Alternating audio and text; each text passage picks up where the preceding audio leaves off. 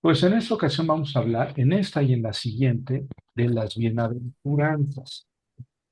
Eh, sí, las bienaventuranzas, vamos a dedicarle 2 sesiones. Yo al principio pensé que iban a ser suficientes. Finalmente no sé qué tanto les interesa a ustedes el tema y qué tanto se enganchen con lo que voy a decir ahora, con lo que vamos a decir ahora, porque va a ayudarme un amigo, teólogo de la Ibero, pedagogo eh, en esta exposición. Pero yo no sé qué tanto se enganchen y en la próxima clase creo que vamos a tener que ver algo muy, muy interesante, sobre todo de las claves de interpretación, porque parece sencillo, parecen cosas bonitas y piadosas, las bienaventuranzas, pero son difíciles. Y la historia del estudio de la Biblia, la historia de la interpretación muestra que las interpretaciones son de lo más opuesto, de lo más disímil que se puede. Y entonces yo quisiera utilizar la próxima sesión para redondear sobre las bienaventuranzas en Lucas, porque ahora nos vamos a centrar un poquito en Mateo, un poquito, no todo, pero algo. Y la próxima semana quisiera que fuera sobre Lucas y luego comentar con ustedes algunas pistas de cómo interpretar estas bienaventuranzas o cómo se han interpretado. Hay interpretaciones que les podrán parecer más atractivas, ¿verdad? Que otras. Eh, todas yo creo que discutibles, todas limitadas. No, yo no he leído una interpretación que diga, me caso con esta es la buena. Ni siquiera la mía, porque yo soy así un poco indeciso sobre cómo, cómo en el fondo interpretar las bienaventuranzas. Y ustedes van a ver a lo largo de esta exposición por qué yo estoy en esa disposición, en esa indefinición. Y con lo más honesto que puedo ser con ustedes es proponerles varias líneas de interpretación, pero eso será la próxima semana. Bueno, como siempre bueno, como casi siempre, hice un PowerPoint, porque yo creo, ustedes me dirán si sí o si no, nos ayuda para centrar un poco la atención, para tener los textos ahí a la vista y también algunos cuadritos algunas pinturas que ayudan a soportar las palabras del que está hablando. Bueno, entonces ahora me dispongo a disponer, ay, no, me, me dispongo a compartir, ¿verdad? Ujú, Creo que ya están viendo. ujú. Sí. Entonces, como les digo, la vez pasada, si ustedes quieren participar, incluso durante la exposición, a todo dar, ¿eh? A mí no, a mí me parece muy conveniente porque pues no nada más se manejan mis ideas, no soy el único pensante aquí. Algunos de ustedes conocen bien el griego, el hebreo, el latín, la Biblia, entonces encantado de escucharlos. Entonces vamos a hablar sobre las bienaventuranzas, las bienaventuranzas. Ay, no.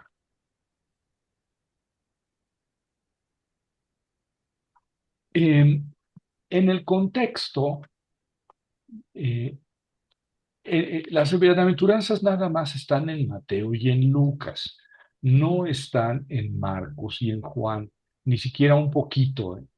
Hay probablemente algunas cosas, alguna frase que se parezca, pero un sermón, una homilía, un discurso de Jesús que empiece con las bienaventuranzas no existe, en Marcos ni en Juan, sí en Mateo y en Lucas. ¿Verdad? Entonces, eso ya de por sí es muy interesante y lo vamos a comentar más adelante. En el contexto de Mateo, están en el capítulo 5, ¿verdad?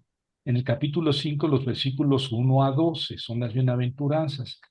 Y así empieza el discurso sobre el discipulado en Mateo, que abarca los capítulos 5, 6 y 7, ¿verdad? Mateo hace 5 grandes discursos de Jesús a lo largo del Evangelio, 5 grandes discursos. Y este creo que es el más largo. Los capítulos 5, 6 y 7 es el primero de los discursos. Les digo, en los capítulos 5, 6 y 7 y la parte inaugural de ese discurso son las bienaventuranzas. Y antes de eso están las tentaciones, Jesús en el desierto, después de eso regresa a Galilea, viene el llamamiento de los 4 primeros discípulos, que son Juanito, Pedro y Andrés, los hermanos, y Juanito y Jacobo, a quien los católicos especialmente, pues ya los santificamos desde antes de tiempo y le decimos San Jacob, y de ahí viene Santiago. Pero el nombre griego es Jacobos, bueno, griego. Y en español se acostumbra a decirle Jacobo, pero es lo mismo Jacobo pues que San Jacob o Santiago.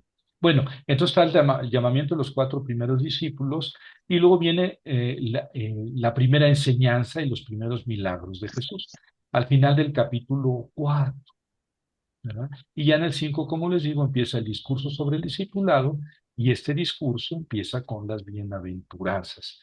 En Lucas no hay grandes discursos de Jesús, como en Mateo. Sin embargo, sí existe un discurso, digamos, el primer discurso de Jesús, que viene después de esto.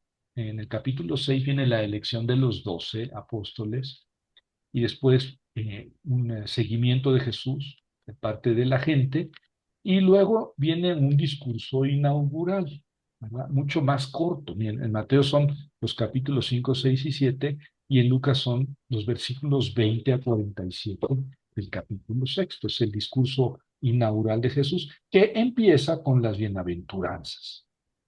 Bueno, ahí ya tenemos el, el contexto de los dos. Ya se ve que Lucas es mucho más corto en el discurso y también va a ser mucho más corto en las bienaventuranzas. Eh, Como nada más está en Mateo y en Lucas, pues entonces nosotros los genios pensamos, es que Mateo y Lucas copiaron de un documento que no conoció Marcos. El primer evangelio en escribirse fue el de Marcos. Entonces Mateo copia casi todo Marcos y Lucas también copia casi a todo Marcos. Pero hay cosas que tienen Mateo y Lucas que no están en Marcos. Y entonces nosotros los genios decimos, es que copiaron de un documento. Y ese documento le llamamos Q, porque es la abreviación de la palabra Quelle en alemán, que quiere decir fuente. O sea, es la fuente de la que tomaron Mateo y Marcos, Mateo y Lucas, y que Marcos no tiene porque Marcos no conoció ese documento. Entonces, pues ya está. Si las bienaventuranzas están en Mateo y en Lucas, proceden del documento Q. Ahora bien, ese documento Q pues no lo hemos descubierto. Por más que escarbamos y levantamos piedras, no hemos descubierto el famoso documento Q. Oye, Javier, entonces, ¿qué es el documento Q? Pues es una idea que tenemos en la cesera de que debió haber existido ese documento, porque hay muchos textos que están en Mateo y en Lucas y que no están en Marcos y que son muy parecidos, no idénticos, pero son muy parecidos en Mateo y Lucas. Uno de estos casos son las bienaventuranzas. No están iguales en Mateo y en Lucas. No solamente están diferentes, están muy diferentes. Pero como quiera que sea, sí se distingue que son las bienaventuranzas y que es un discurso de Jesús. Entonces, bueno, como en muchos otros casos planteamos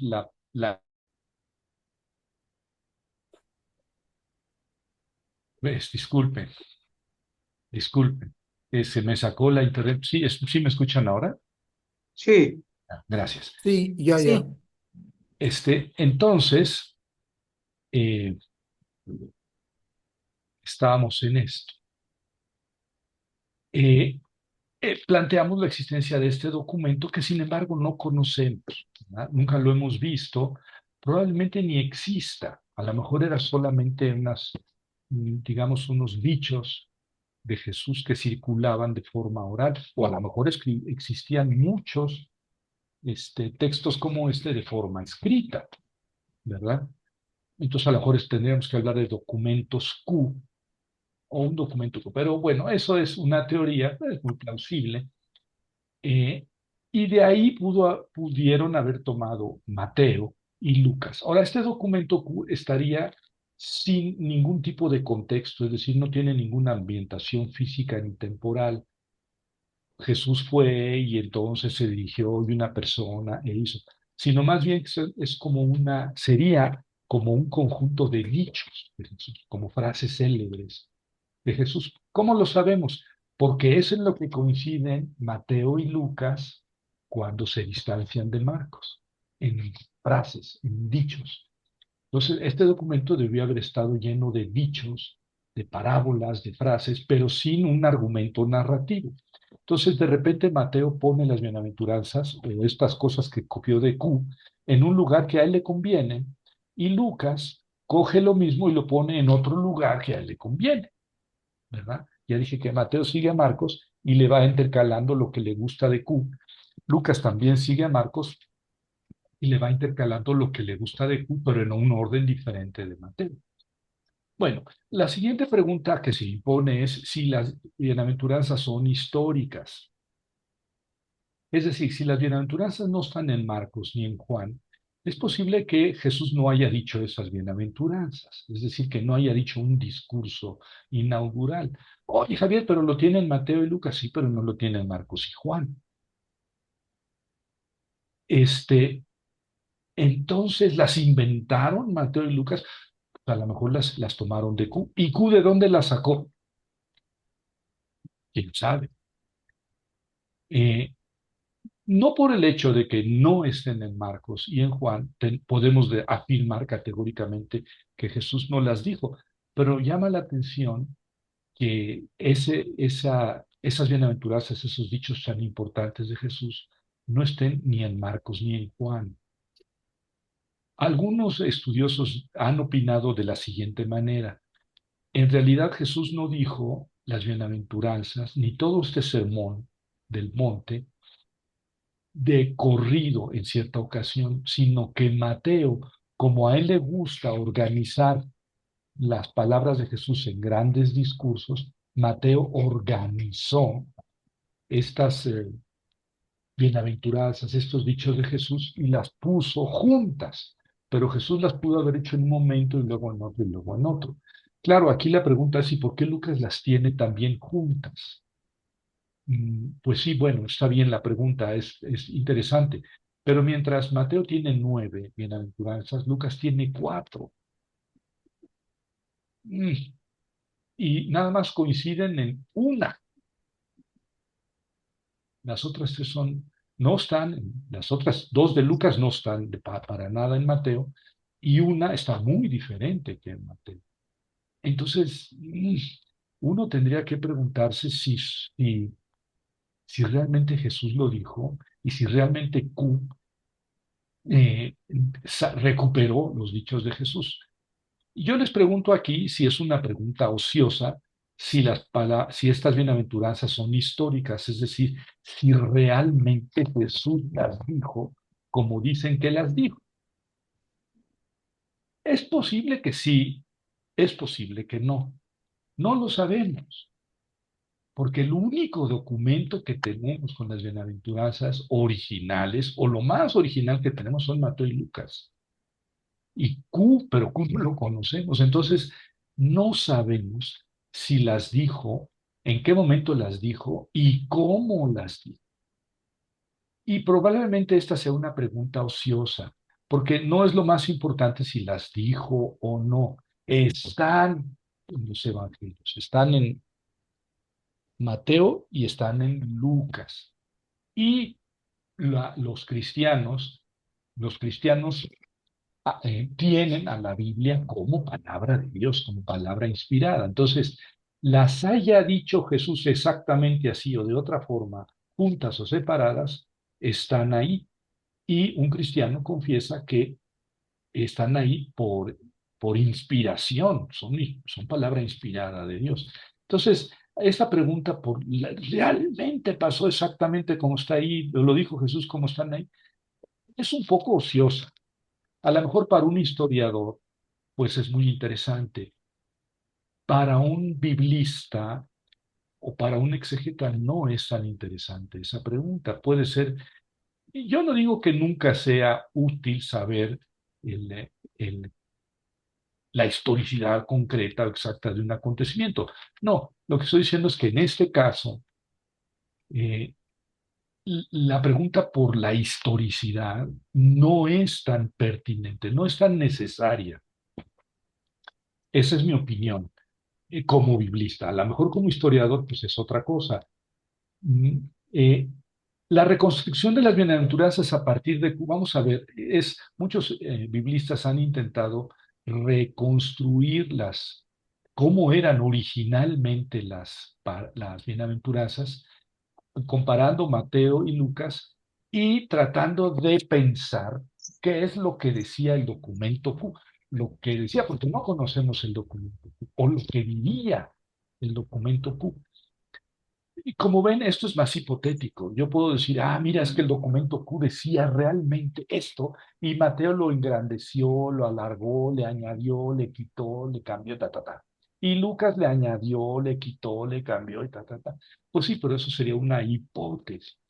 A lo mejor muy lógica, puede tener cierta lógica una reconstrucción así, pero finalmente lo que tenemos como texto es este de Mateo y el de Lucas. Entonces, quién sabe si sea tan provechoso eh, tratar de reconstruir cómo fueron las bienaventuranzas que probablemente, tal vez Jesús dijo originalmente, porque pues eso no tenemos fuentes, no hay grabaciones de aquella época y no tenemos más textos. Si tuviéramos un texto así, descubriéramos Cuba, tal vez diríamos, mira, ¿verdad?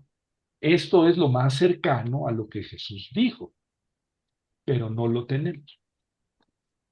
Bueno, ¿qué importancia tiene este discurso? Que este discurso esté en Mateo y Lucas de modo diferente. Pues eso, ¿verdad? Que sin duda alguna, Mateo acomodó, alargó, retocó las bienaventuranzas para comunicar algo que, que a él le interesaba comunicar como cristiano, como creyente. No estoy diciendo que él falseara eh, el- la enseñanza original de Jesús, probablemente Mateo ni la conoció, la original, pero es evidente que la acomodó a sus intereses teológicos, al mensaje que él quería transmitir. Y ese mensaje es lo que él entendió. Y un cristiano diría, bajo la luz del Espíritu Santo, como mensaje profundo, original de Jesús. Lo mismo puedo decir de Lucas, ¿verdad? Pero no son iguales. Incluso ustedes van a ver después de estas dos sesiones, son un poco contradictorias las bienaventuranzas entre Mateo y Lucas. Este, no me echen piedras hoy, no se den de baja de la sesión. Más bien espérense, no estoy tratando de ser escandaloso, saben que mi estilo no es general, este, ¿cómo se llama? Intriga. No, soy absolutamente claro. Yo noto cierta contradicción entre Mateo y Lucas en las bienaventuranzas.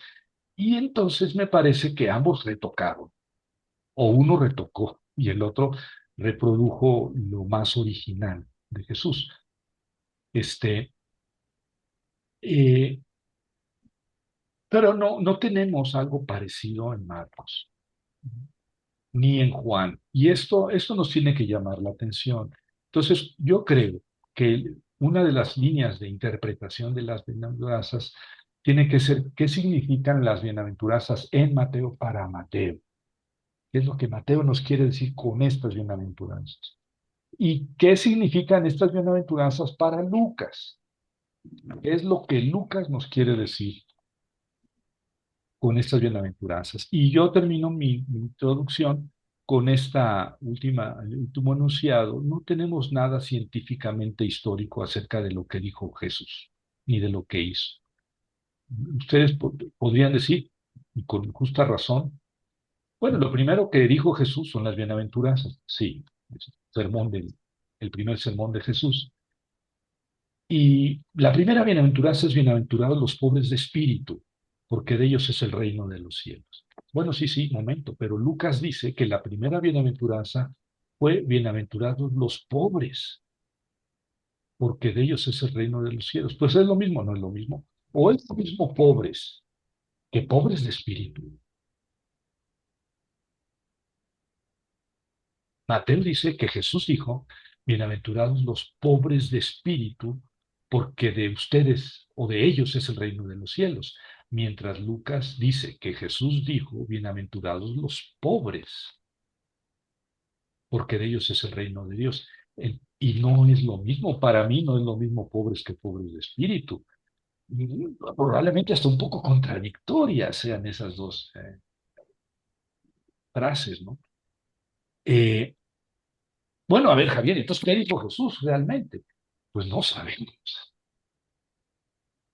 No sabemos y no lo vamos a saber. A mí me huele que lo que Jesús dijo fue lo que dijo Mateo. Y porque Lucas le cortó eso de espíritu, de espíritu. Bueno, a mí me huele que lo que dijo Jesús es bienaventurados los pobres. ¿Y por qué Mateo le habría añadido pobres de espíritu? ¿Mm? Eh, el caso es que no sabemos ni siquiera si Jesús dijo bienaventurados los pobres. No lo sabemos porque no están en Marcos ni están en Juan. Entonces es puro cuento los evangelios. No, no, calma. Ya ven, el problema de meterse a leer de manera inteligente los evangelios. Algunos dirán, es que si te pones a leer así los evangelios, pues vas a destrozar la fe y nos vamos a quedar con nada. Bueno, la otra solución es que no leas inteligentemente los evangelios y te quedes con lo que te dice el cura o con lo que se te ocurre en el momento dado. Pero ahí voy, Alberto, la otra postura que yo les recomiendo es, bueno, pues escuchen las conferencias del doctor Quesada, este, en este caso también de Ricardo Alberto Rodríguez, y, y saquen conclusiones, utilicen las neuronas para sacar conclusiones y plantear hipótesis. Pues yo creo que finalmente, miren, no tenemos nada exacto de lo que dijo e hizo Jesús. No lo tenemos porque los evangelios no son vidas de Jesús, son buena noticia de el mensaje de Jesús. No se preocuparon ellos, no, ningún evangelista se preocupó, tuvo en mente, voy a escribir un libro histórico y perfectamente científico con datos, testimonios, para que esos bobos del siglo XXI me crean. No tuvieron esa finalidad. Ellos le están escribiendo a gente que cree en Cristo, están alimentando su... Oh, pero hubieran sido más exactos. Pues sí, ahora que lleguemos al cielo, yo sí le voy a decir a Mateo, Marco, Lucas y Juan. Oigan, muchachos, ¿por qué no fueron un poquito más exactos y nos libraron de tantos problemas a los tarados que vivimos en el siglo XXI, que necesitábamos de esas cosas? Bueno, ahora yo suspendo aquí porque ya llegó mi amigo Ricardo Alberto Rodríguez. Él es un pedagogo. Aunque no le guste que le diga pedagogo, es un gran pedagogo.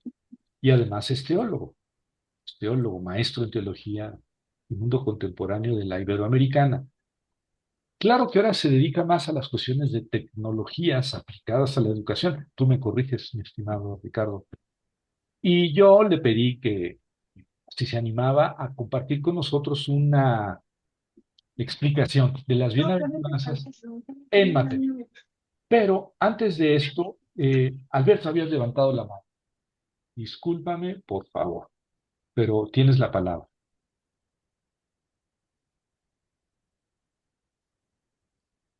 Alberto, ¿qué dices? Ahora no,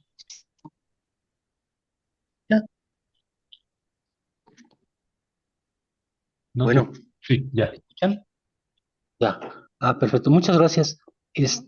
La verdad, pues a mí sí me faltan muchas neuronas y luego estar leyendo algo así a detalle, pues surgen muchas dudas, ¿no? Por ejemplo, dice, bienaventurados los pobres de espíritu. No me voy a pelear con el de Mateo o el de Lucas. Dice, bienaventurados los pobres de espíritu, porque de ellos es el reino de los cielos. Entonces, para mí, un pobre de espíritu es alguien que no tiene fe o alguien incrédulo. Entonces el reino de los cielos es de los que no tienen fe, de los que no, de los que son incrédulos. O sea, es una parábola, pero es difícil de interpretar, ¿no? Realmente el significado, qué quiso decir.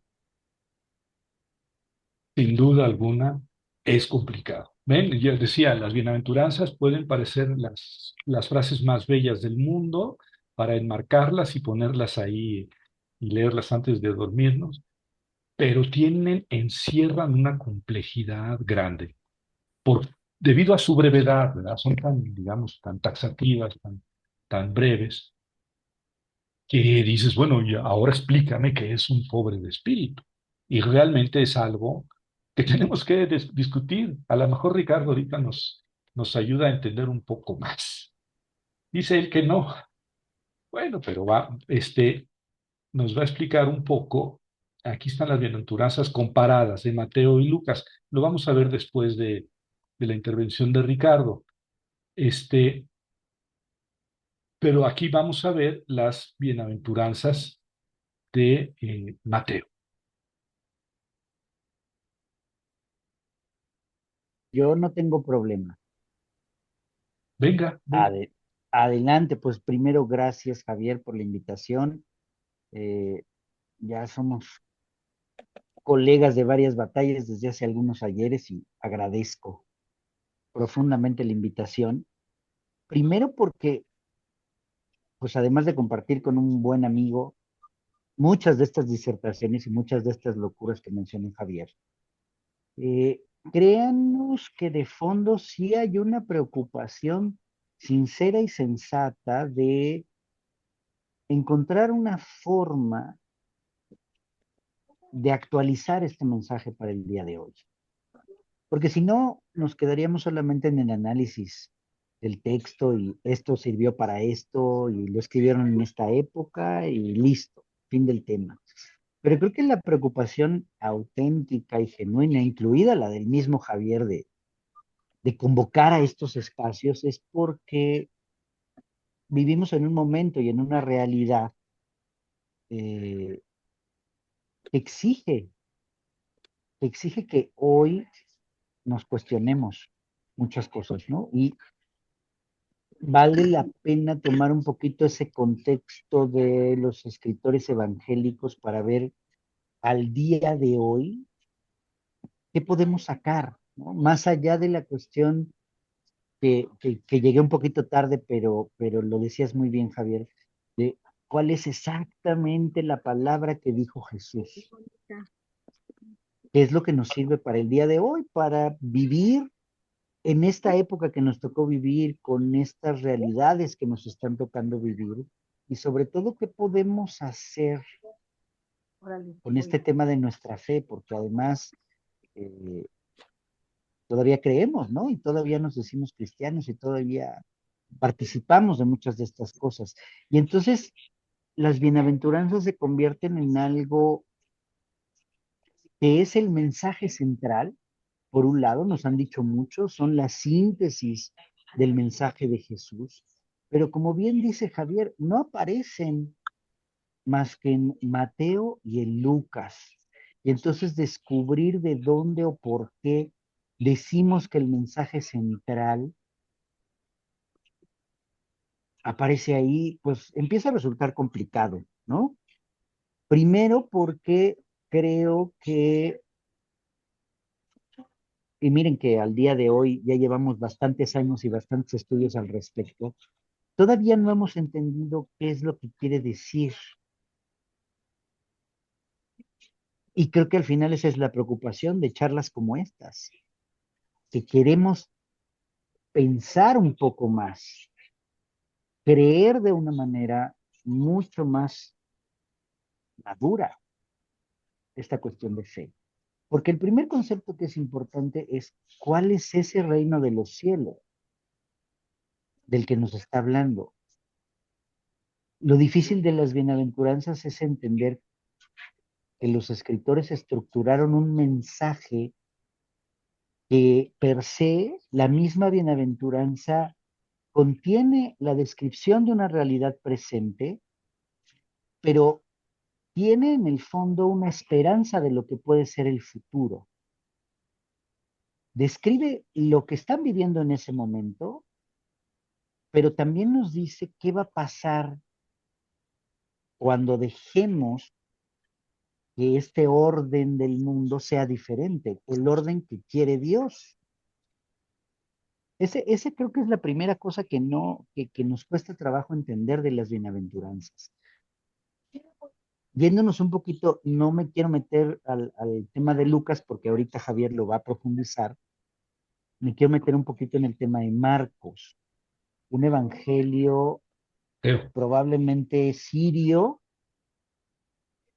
Mateo, perdón, probablemente sirio, probablemente tuvo por ahí Marcos y la fuente Q le sirvieron, pero pues no tenemos tampoco la fuente Q, o sea, no podemos saber si sí o si no, pero que muy probablemente está, ya es un evangelio que le tocó el tema de la destrucción del Templo de Jerusalén en el 70 probablemente. Entonces, claro que pudo haber influido en la comunidad el hecho de saber que existían todas estas, creo que lo primero para analizarlas sensatamente es ver cuáles son las realidades de la época que está describiendo el evangelista. En ese momento hay gente pobre de espíritu, hay gente que está afligida, hay gente que está humilde, hay gente que tiene hambre y sed de justicia, hay quienes necesitan de esta misericordia de parte de Dios, hay quienes son puros de corazón, hay quienes trabajan por la paz y hay quienes son perseguidos por causa de la justicia. Creo que incluso el siguiente versículo se relaciona cuando menciona que los insultan, persigan, digan cosas malas. De alguna forma, de alguna forma, nuestro queridísimo Mateo nos está describiendo qué está viviendo después de la destrucción del Templo de Jerusalén este pueblo. Entonces creo que empezar a tener una fe madura al respecto de lo que nos dice el Evangelio es tratar de comprender hacia dónde están dirigidas. Y, y creo que vale la pena tomar el contexto hoy en lugares similares, se está experimentando, y bueno, ni siquiera nos vayamos tan lejos, independientemente de la afiliación política que cada quien tenga, la cuestión de seguridad que hay en el país y en Medio Oriente y en muchos lugares del mundo, podríamos también describir muchas de estas características. Las personas que son migrantes, las personas que son perseguidas, las personas que no tienen hogar, las personas de Acapulco que se quedaron sin trabajo, sin casa, algunos de Iztapalapa que tienen muchos problemas por el agua, que no tienen distribución de los servicios básicos. Entonces, también la dinámica del Evangelio nos tiene que ayudar a entender el análisis de la realidad que hay, que es muy duro y que es profundo. A veces nos gusta quedarnos en la visión sencilla, como decías, Javier, antes de dormir vamos a leer las bienaventuranzas y qué bonito va a conciliar el sueño. Pero enfrentar esa realidad es lo que empieza a resultar complicado. porque entonces vamos a entender un poquito por qué la idea que nos plantea Jesús es profundamente distinta, porque si el mundo fuera con la justicia de Dios que yo les vengo a proponer, que yo les vengo a decir, Jesús, pues estas cosas no pasarían. Entonces las bienaventuranzas se convierten sí en una descripción de la realidad, pero también en una esperanza para el pueblo, de qué es lo que va a pasar si. O yo a veces hago la analogía a pensar, ¿qué pasaría en el mundo si Dios reinara? Esas son las bienaventuranzas. Si Dios reinara en el mundo, pues aquellas personas que son pobres de espíritu, lo que sea que entienda Mateo por pobres de espíritu, que eso es otro cantar, esas personas pobres de espíritu son las que van a obtener esta esperanza. Aquellas personas que están afligidas, volvamos al contexto de la posguerra, de la destrucción del Templo de Jerusalén en los 70. Recordemos y pensemos que Jesús era judío, muchos de los pertenecientes a las primeras comunidades son judíos y acaban de destruir en el año 70 lo más preciado para muchos de ellos, el templo, el lugar donde Dios habita. También a veces llegamos a pensar que Dios, Jesús y la religión son como los vivimos ahorita, ¿no? O que estas primeras comunidades son como las de hoy, ¿no? Madurar un poquito en nuestra fe nos ayuda a pensar en el contexto que había en esta época. Entonces, imagínense que para muchos de esta época sí fue un sufrir verdaderamente que el lugar donde ellos vislumbraban a Dios ya no estaba, ni el arca de la alianza, ni todos los símbolos, ni la manera en la que ellos entendían a Dios. En una disputa que duró muchísimos años y que durante esta época ser judío y seguidor de Jesús, pues implicaba una serie de temas donde la vida estaba en riesgo, ¿no? Por eso los afligidos, los humildes, los hambrientos y sedientos de justicia. Imagínense la impotencia de un migrante que tiene que dejar su tierra y que se tiene que llevar lo que traía en las bolsas, lo que traía en donde sea que estuviera, sin nada de tu casa, sin tu familia, sin tus posesiones.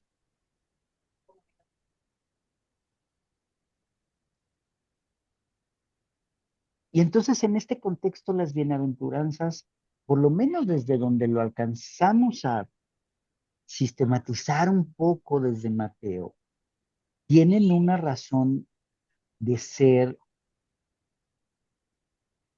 creo que un doble valor, porque al final de la historia los escritores o el mismo Jesús, no lo sabemos, no podemos afirmar ni una ni otra cosa, pero tratan de dar esperanza a una comunidad que está viviendo un momento complicado en términos de su realidad histórica, en términos de lo que está viviendo a su alrededor. Y creo que ahí, mi querido Javier, es donde vale mucho la pena hacer los puentes. Esa es la parte maravillosa que nos permite el exégesis, junto con la hermenéutica, de hacer puentes para lo que estamos viviendo hoy, porque todos estos análisis, todas las charlas que tú nos das muy amablemente, eh, de fondo tienen esa preocupación. ¿Cómo le vamos a hacer hoy para creer? Porque si no, al final bajémonos del barco y seamos estudiosos de la literatura y de lo que dice y del contexto, pero la preocupación de fondo real es pastoral, ¿no? De todos los que estamos aquí, incluido, me atrevo a decir, el mismo Javier, ¿no? Nos deja esas preguntas para ver qué soluciones podemos plantear para el día de hoy. Por eso necesitamos una fe madura, por eso necesitamos crecer en términos de dimensionar qué es y cómo es que nos lo quiere decir el evangelista, porque hace siglos que estas comunidades escribieron los textos. Y en el caso específico de Mateo, como bien decías hace ratito, Javier, llama mucho la atención que utiliza elementos, no sé si fuera usted tan amable, mi querido maese, de regresarnos a la diapositiva donde comparas a Lucas con Mateo. Insisto, no voy a ahondar en Lucas, porque ahorita lo hará Javier, pero fíjense cómo existen palabras distintas. Decía Javier, los pobres de espíritu que utiliza Mateo son diferentes a los pobres de Lucas. Mateo introduce a los afligidos, mientras que Lucas nos dice otra cosa. Entonces también hay que, hay que entender un poco esta realidad que va alimentando a los escritores bíblicos que quieren dar esperanza.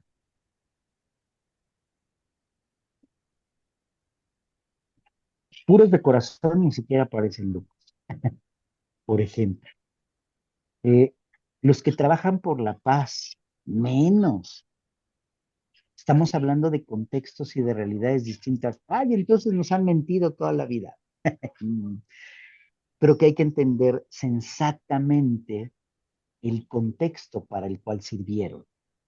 Que creo que eso también es importante y también coincido con Javier, a veces en una humildad del domingo el cura no nos da, no le da la vida, no lo sabe, no lo hace, por la circunstancia que sea. No estamos aquí para juzgarlo en ese sentido, pero no lo sabemos. Entonces creo que la oportunidad de sentarnos a repensar qué significa en ese contexto nos da herramientas para leerlo al día de hoy, porque fíjense, Mateo sí nos habla de los perseguidos a causa de la justicia. Lucas utiliza un contexto completamente diferente. Pongámonos un momento en contexto de la pos, y hago mucho hincapié porque, bueno, al final creo que ese acontecimiento histórico de la destrucción del Templo de Jerusalén en el 70 resulta clave para las comunidades y la codificación de los mensajes que quieren dar a sus comunidades. De alguna u otra forma, y además también, si lo vemos en el programa de lo que va proponiendo Mateo, pues las bienaventuranzas aparecen muy tempranito en el Evangelio, en el capítulo 5 y forman parte de, pues como una enseñanza del discurso. Despuesito Jesús se va un poquito, por la sal de la tierra y la luz del mundo, cómo se tiene que cumplir la ley. Ya tenemos un análisis distinto a lo que busca Lucas. Creo que de alguna u otra forma Mateo o las comunidades en esta época eh, vienen justo en un programa narrativo diferente, en una idea diferente, porque ojo, estamos hablando del capítulo 5 nada más, pero vienen de la predicación del Bautista, cuando bautizan a Jesús, las tentaciones en el desierto, cuando regresa a Galilea, y luego llegando a Galilea, ¡pum!, el mensaje de las bienaventuranzas. Parece ser un recorrido como muy rápido, muy agilito, porque quieren centrar la atención, me quiero imaginar, en esta esperanza que tiene el pueblo a partir de la experiencia de la destrucción del templo, a partir de esta cosa como tan fuerte y tan tremenda que viven, ¿no? Como tradición. Entonces, creo que Mateo está un poquito más dirigido hacia la comunidad judía como tal, probablemente hacia la primera generación de judíos convertidos al cristianismo, podemos decir, y eso también sienta un precedente de por qué leemos lo que leemos. Y esta idea, cierro con esto para que, y si me estoy pasando de tiempo, me avisas, Javi, porque si no, Sí, nos no hay tardamos problema. horas.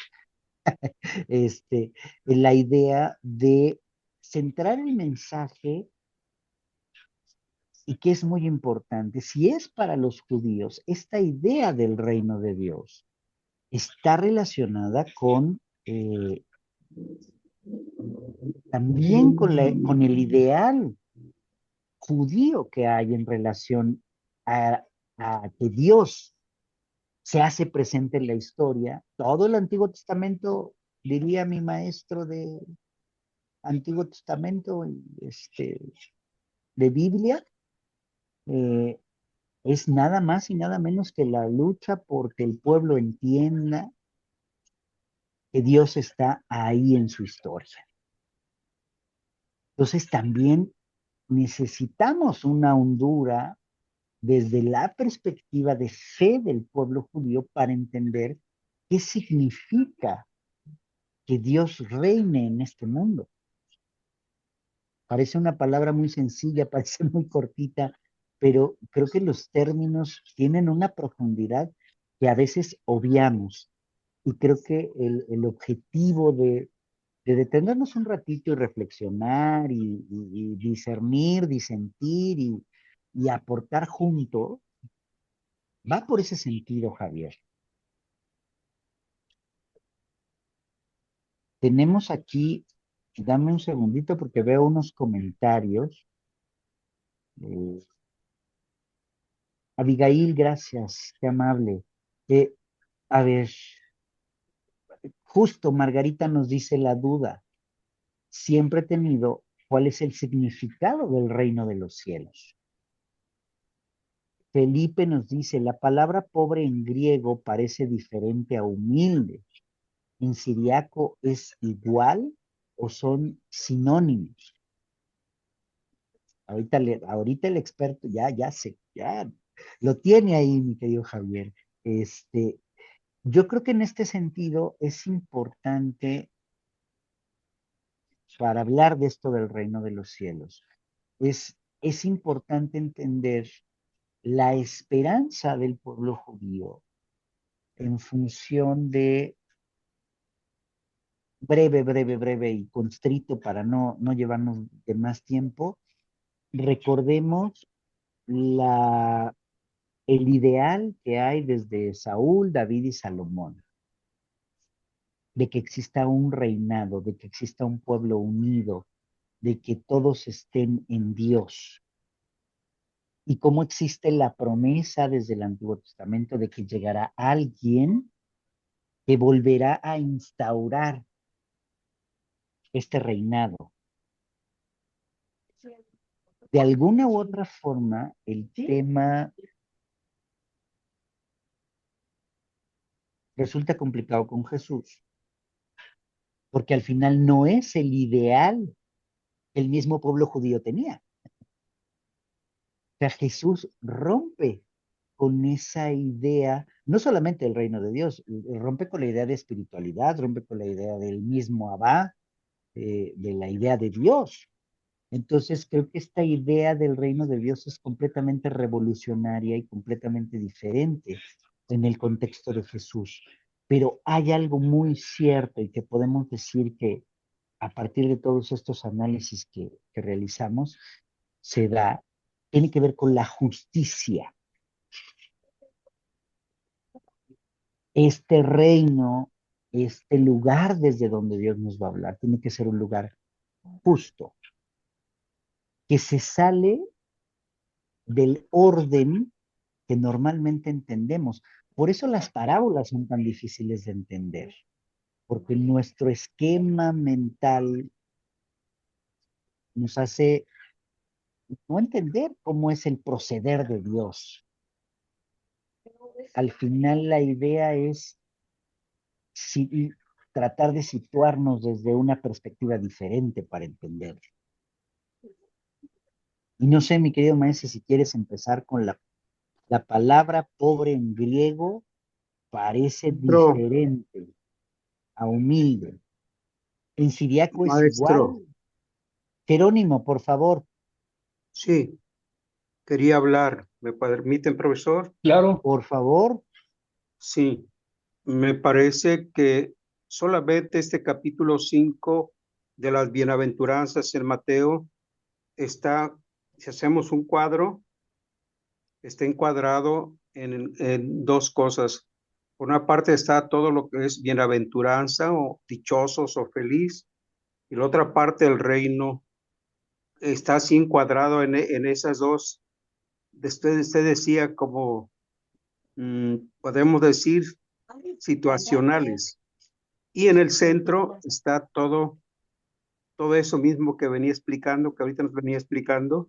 Me parece que lo central, lo nuclear, está en esas situaciones que han afectado y que afectaron al pueblo de Dios y que hoy siguen afectando. Me parece que así es más o menos como algunos han visto. Gracias. al Al contrario. contrario, Jerónimo, gracias. Gracias, gracias.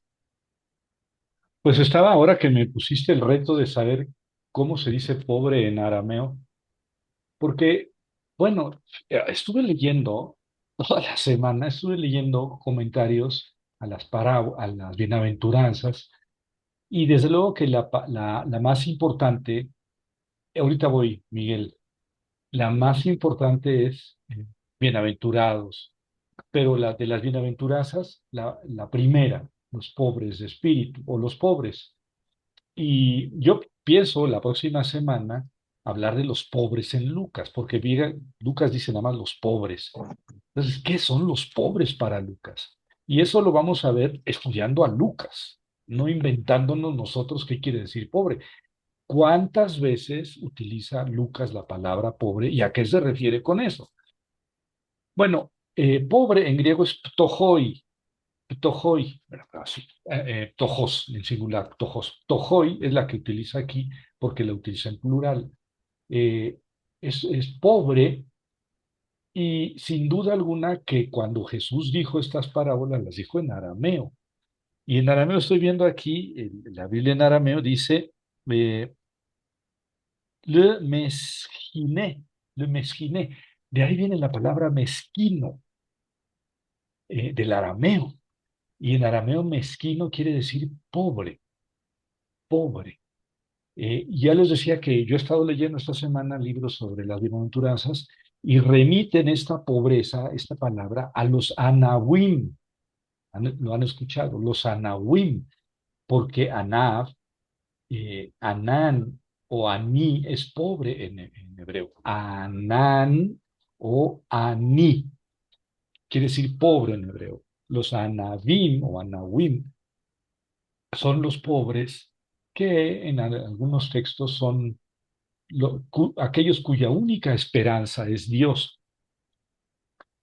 y relacionan esta, esa bienaventuranza, los pobres, con los anahuim.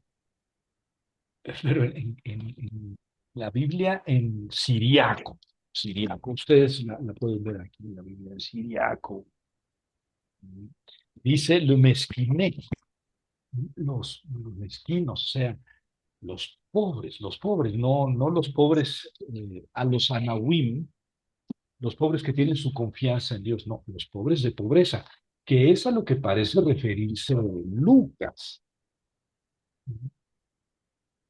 Y bueno, no se me ocurrió,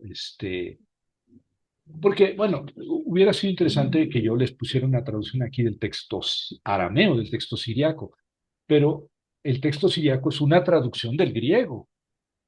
O sea, esto que les leí es la traducción al siriaco, al arameo, del texto griego. O sea, el texto original que tenemos de los evangelios, aunque Jesús habló en arameo y aunque los apóstoles hablaban en arameo, el texto original que tenemos es griego. Entonces podemos suponer cuál es la palabra que está detrás de todo eso. Pues miren, me estoy llevando la sorpresa que no es los anahuim, los pobres que tienen de que habla tanto el Antiguo Testamento, sino el mezquino. Tenemos una mala impresión de la palabra mezquino porque la conocemos con ese sentido peyorativo, pero en arameo quiere decir pobre.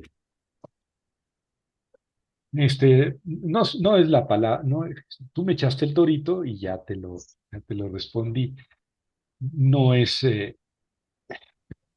Felipe nos puso en este predicamento, más.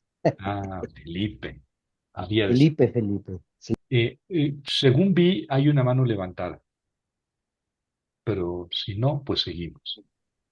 Sí, Miguel, Miguel,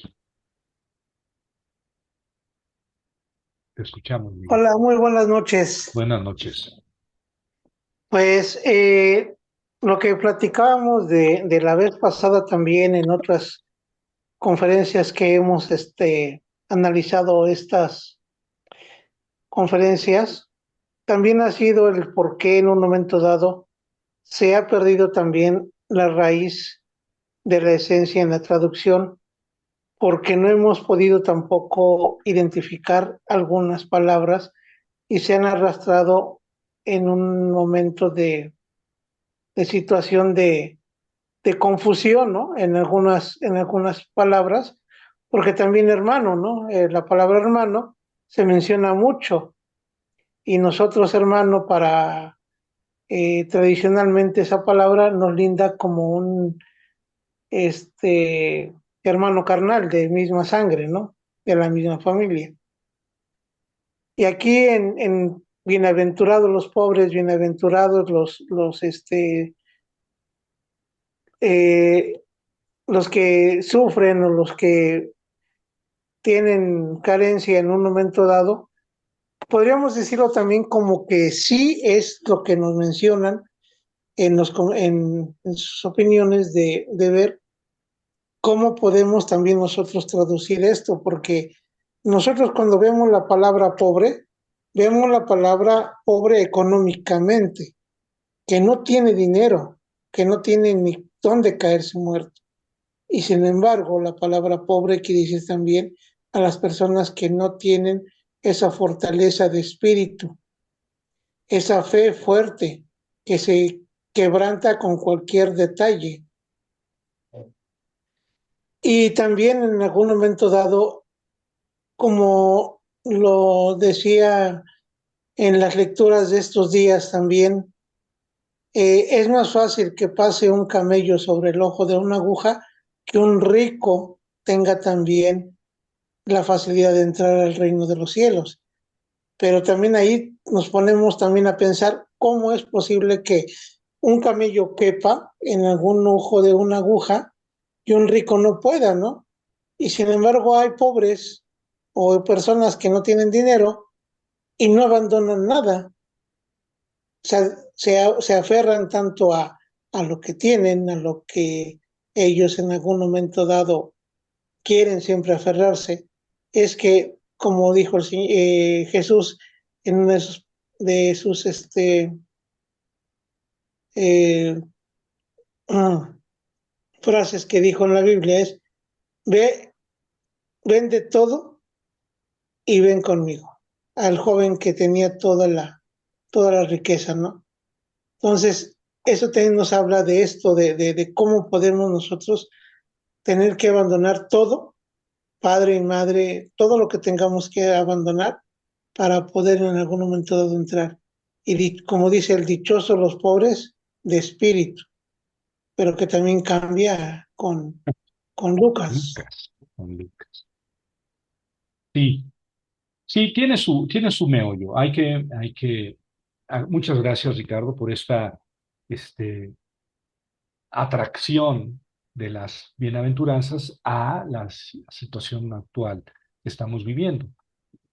Sin duda alguna que las bienaventuranzas fueron unas líneas muy utilizadas por los teólogos de la liberación, ¿verdad? Se antoja mucho, a lo mejor ustedes no oyeron hablar de eso, allá por los 70s, 80s hubo un movimiento en Latinoamérica, en la Iglesia Católica, muy importante, llamada Teología de la Liberación, que después fue aplastada, fue excluida, pero este texto fue muy utilizado por los teólogos de la liberación, eh, y sin embargo sigue siendo paradójico. Sigue siendo paradójico. ¿Por qué lo utilizaron? Bueno, miren, vamos a hacer una comparación. Yo creo que lo más conveniente para profundizar en el sentido de los textos es leer los textos, ¿verdad? Entonces, vamos a hacer una comparación. Ya Ricardo nos hizo una aplicación de las bienaventuranzas de Mateo a la situación contemporánea. Entonces, después de esta comparación, vamos a dedicarnos un poco a Lucas. Bueno, les puse en amarillito el número de la bienaventuranza. Noten que en Mateo son 9. Algunos dicen que son 7 porque juntan la octava y la novena en una sola y la 1 y la 2 en una sola, y con mucho sentido, ¿verdad? Pero la palabra dichosos aparece 9 veces, 9 veces. Yo la traduje así, dichosos, pero tenía otras opciones. Eh, es la primera palabra de las bienaventuranzas, en griego es makarioi, en plural makarioi, en singular makarios. El nombre Macario quiere decir bienaventurado, bienaventurado, Macario. En hebreo es Baruch, Mustafa, en árabe.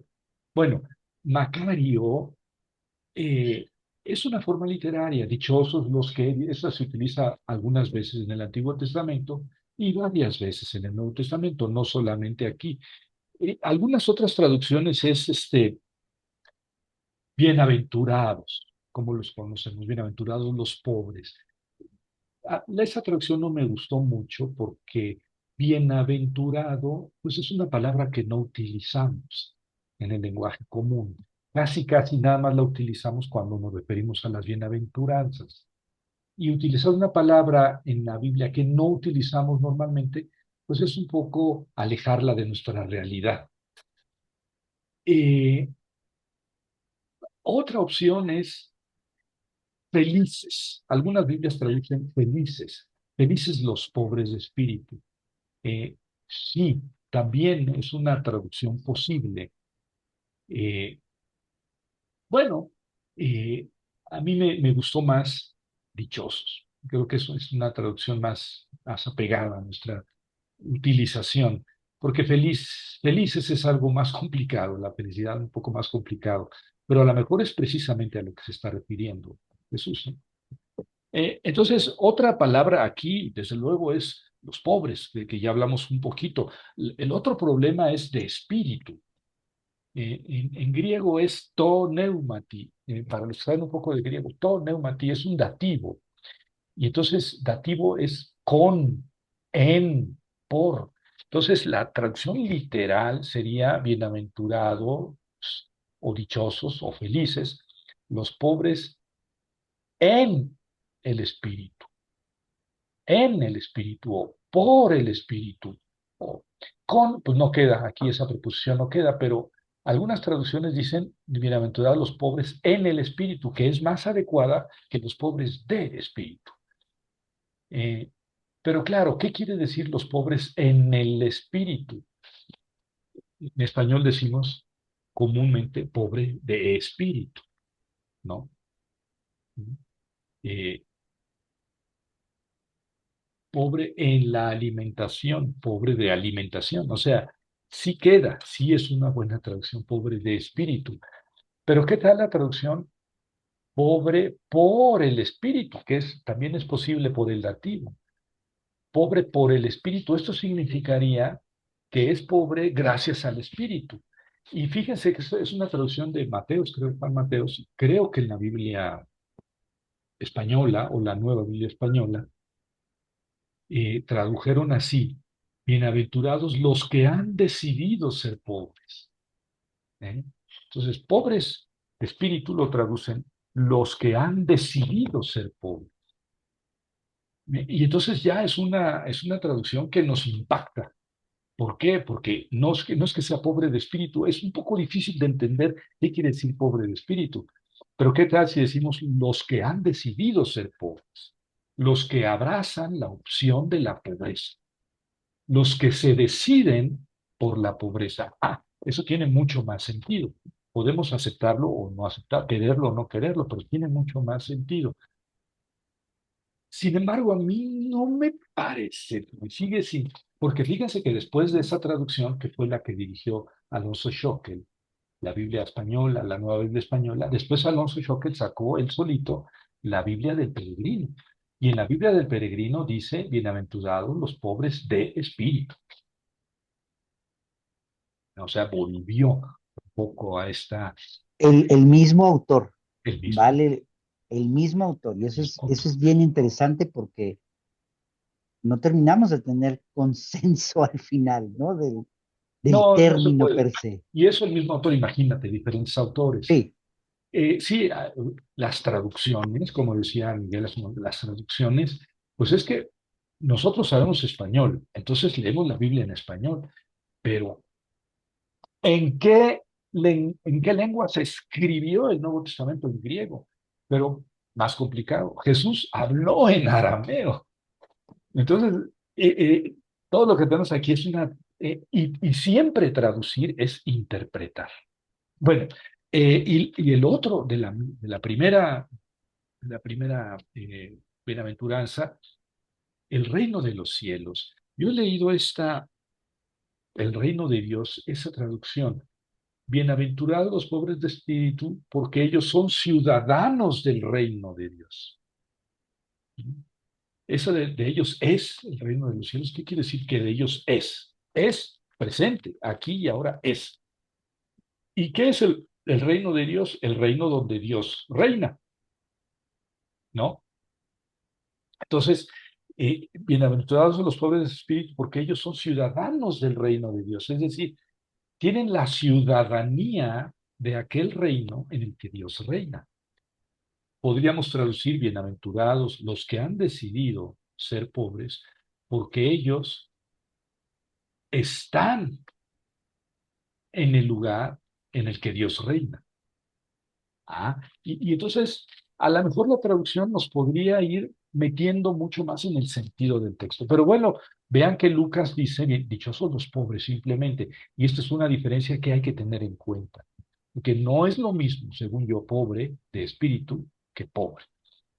La segunda bienaventuranza, dichosos los que están afligidos, algunos ponen aquí, pentuntes es el griego, ponen los que se lamentan, los que están en duelo o los que sufren. A mí me pareció que me puse a revisar todas las veces que aparece esa palabra, ya ven que ando de vago, que aparece esa palabra en el Nuevo Testamento, y me pareció que la mejor traducción en este caso es los afligidos, porque serán consolados. Pero noten que esa bienaventuranza no la tiene Lucas. Y luego Lucas tiene dos que no tiene Mateo. Dichosos los hambrientos, porque serán saciados. Ahora, si se fijan en Lucas, habla de los pobres y de los hambrientos, o sea, de la gente pobre. No está hablando de los pobres de espíritu. Mateo es más espiritual. Los pobres de espíritu, los afligidos. No, Lucas habla de pobres y de hambrientos. La tercera, dichosos los que ahora lloran, porque se alegrarán, se alegrarán. Eh, Otra cosa que quiero mostrarles nada más para que la próxima semana estemos más finos para nuestro análisis, es que fíjense que la primera bienaventuranza está en presente, porque de ellos es. Para Lucas dice de ustedes, para Mateo dice de ellos, es. Ojo, no dice va a ser, es. O sea, la bienaventuranza es aquí y ahora. Y si yo leo aquí la segunda, esto de están afligidos como los infelices, los que están afligidos, y aquí traduzco dichosos como felices, podría traducir la segunda, felices los que son infelices. Y es buena traducción. Felices los que son infelices. Ay, pero aquí ya está en futuro. Serán consolados, bien, heredarán la tierra, serán saciados, tendrán misericordia, serán saciados, dice Lucas. O sea, la primera está en presente, las otras están en futuro, pero los de presente quiere decir que en el futuro no, y los de futuro quieren decir que en el presente no. Bueno, dichosos los que ahora lloran porque se alegrarán. Esas dos las añade Lucas, la segunda y la tercera de Lucas. Mientras Mateo dice, dichosos los humildes. Aquí algunos traducen los mansos. No me gusta porque manso, yo la utilizo más hablando de un animal, un perrito manso, un gato manso, y no me gusta aplicarlo a seres humanos. Esa persona es muy mansa, ¿no? O sea, un caballo sí, pero una yegua. Eh, entonces yo preferí la traducción humildes, los humildes. Ya después podríamos hablar más adelante. Que no la tiene Lucas. La cuarta tampoco, ni la quinta las tiene Lucas. Dichosos los hambrientos y sedientos. Pero aquí Lucas habla de hambrientos, mientras Mateo habla de hambrientos y sedientos de justicia. Y la misma pregunta que me plantea aquí, ¿es lo mismo pobres que pobres de espíritu? Me planteo acá, ¿es lo mismo los hambrientos que los hambrientos y sedientos de justicia? Entonces vean cómo para Mateo es mucho, está espiritualizando más las necesidades. Mateo no está hablando del pobre, del que sufre, del jodido, perdónenme la expresión, del que está arruinado, del mendigo. No, Mateo está hablando de una actitud espiritual. Dichosos los misericordiosos porque tendrán misericordia de ellos. Esa tampoco está en Lucas. Con esto terminamos, ¿eh? No me voy a hacer. Pensaba seguirme hasta las 11 de la noche, pero se me hace que algunos se van a dar de baja. Mejor unos minutos más, 5 minutos más. La sexta, dichosos los puros de corazón. Noten cómo Mateo sigue hablando de cualidades espirituales. Pobres de espíritu, afligidos, humildes, hambrientos y sedientos de justicia, misericordiosos, puros de corazón. No lo tiene Lucas. La séptima tampoco. Dichosos los que trabajan por la paz, porque serán llamados hijos de Dios. No la tiene Lucas. La octava, dichosos los perseguidos por causa de la justicia, porque de ellos es otra vez el presente, es el reino de los cielos. Y esta sí la tiene Lucas, muy similar. Dichosos cuando los hombres los odien, cuando los expulsen, injurien y prescriban en su nombre como maldito por causa del Hijo del Hombre. Alégrense y salten de gozo ese día porque su recompensa será grande, será grande. Y esto lo desdobla Mateo en dos. Por eso algunos juntan la octava y la novena y dicen que juntan la uno y la dos y luego la octava y la novena y dicen que son 7. Si son 7, 8, 9, es igual. La palabra dichosos aparece 9 veces en esta parte. Y la desdobla en dos, mientras Lucas tiene una, Mateo la desdobla en dos. Dichosos los perseguidos por causa de la justicia, porque de ellos es el reino de los cielos. Dichoso cuando los insulten, persigan y digan cualquier cosa mala de ustedes por causa mía.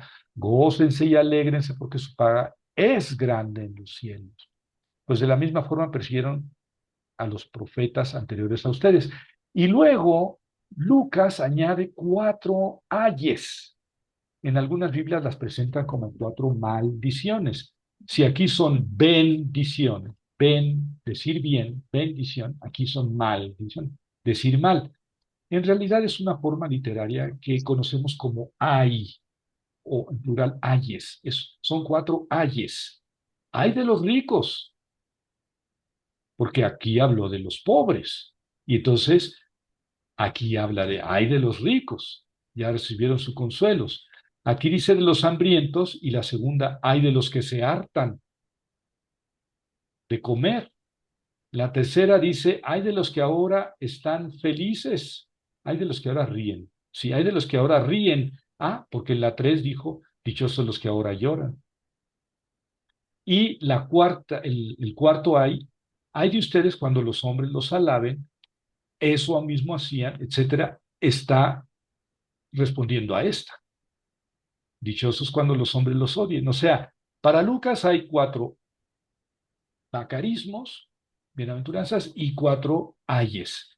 Y van en correspondencia. La primera bienaventuranza corresponde al primer ay. La segunda bienaventuranza al segundo ay. La tercera bienaventuranza al tercer ay. Y la cuarta bienaventuranza al cuarto ay. Bueno, Rapidísimo, maese, perdón. sí, Cosa que Mateo no. Mateo no tiene En ter- ayes. Mateo no tiene ayes ni tiene esta estructura, lo cual nos hace pensar que la forma en la que se escribió pues tiene una realidad completamente diferente, que ya profundizarás, ¿no? Nada Ya más ven, así. ya ven. Ya ven por qué les decía yo que incluso son un poco contradictorias las bienaventuranzas en Mateo y Lucas. Un poco. Yo no estoy diciendo, están en contra. No, no, no.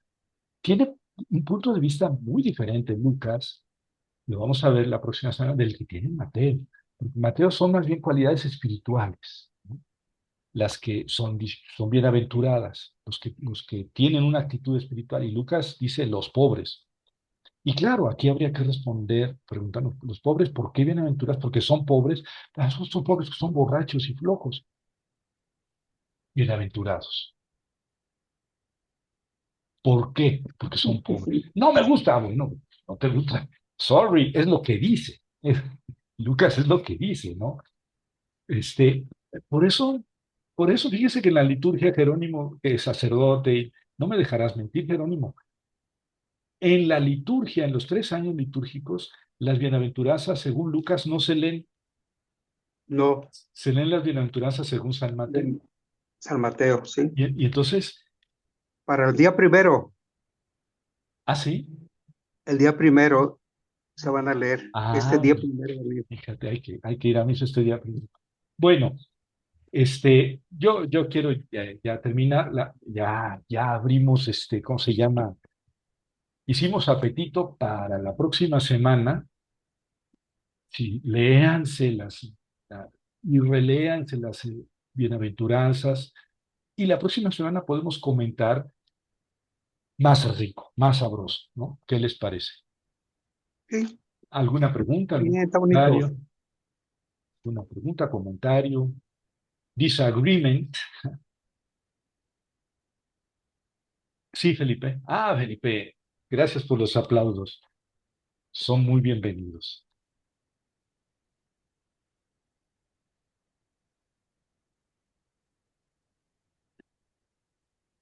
Bueno, sí, ya entiendo que me están protestando porque nos pasamos mucho de la conferencia, pero bueno, también denos chance a los que queremos hablar. Eh, La próxima semana nos vemos, profundizamos este tema, va a ser lo mismo, las bienaventuranzas en Mateo y en Lucas, y con la lectura que ustedes van a hacer y las reflexiones que van a hacer, va a salir una gran conferencia. Que les vaya muy bien, les mando un abrazo. Gracias, buenas noches. Gracias a todos. Buenas noches. Gracias, Muchas doctor. Buenas gracias, noches buenas a noches. todos. Gracias, Gracias, Gracias. Felipe. Javier. Gracias. Gracias, pedagogo. Ricardo.